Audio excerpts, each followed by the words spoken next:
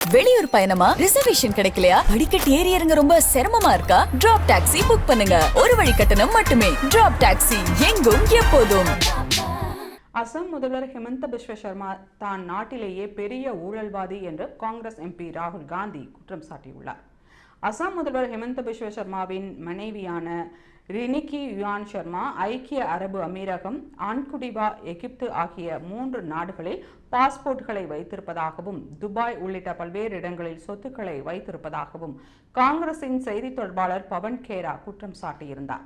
ஆனால் பவன் கேராவின் குற்றச்சாட்டுகளை மறுத்து அவருக்கு எதிராக ஹிமந்த பிஸ்வ சர்மாவின் மனைவி புகார் அளித்திருந்தார்.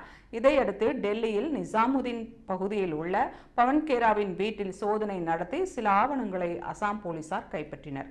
இந்த விவகாரத்தில் பவன் கேராவுக்கு தெலுங்கானா உயர்நீதிமன்றம் முன்ஜாமீன் வழங்கியது. இந்நிலையில் இது தொடர்பாக ராகுல் காந்தி வெளியிட்டுள்ள அறிக்கையில், இந்தியாவிலேயே மிகவும் ஊழல் வாய்ந்த நபராக உள்ள அசாம் முதல்வர் ஹிமந்த பிஸ்வ சர்மா சட்ட நடவடிக்கைகளில் இருந்து தப்பிக்க முடியாது. இந்திய அரசமைப்புக்கு எதிராக, அவரது அரசியல் எதிரிகளுக்கு எதிராகவும் விமர்சகர்களுக்கு எதிராகவும் அரசு அதிகாரத்தை பயன்படுத்தி வருகிறார். அவருக்கு எதிராக எழுப்பப்பட்ட கேள்விகள் குறித்து விசாரணை நடத்தப்பட வேண்டும்.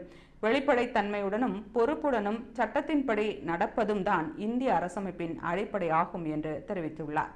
மேலும் பவன் கேராவுக்கு ஆதரவாக காங்கிரஸ் நிற்கிறது என்றும், ஹிமந்த பிஸ்வ சர்மாவின் அச்சுறுத்தலுக்கு காங்கிரஸ் அடிபணியாது என்றும் ராகுல் காந்தி திட்டவட்டமாக தெரிவித்துள்ளார்.